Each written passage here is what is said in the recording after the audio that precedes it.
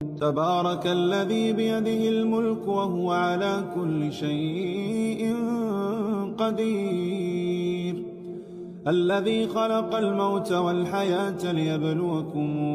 أيكم أحسن عملا وهو العزيز الغفور الذي خلق 7 سماوات طباقا ما ترى في خلق الرحمن من تفاوت فارجع البصر هل ترى من فطور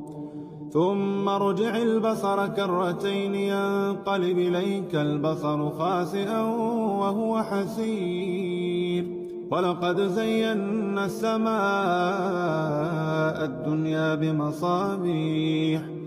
وجعلناها رجوما للشياطين وأعتدنا لهم عذاب السعير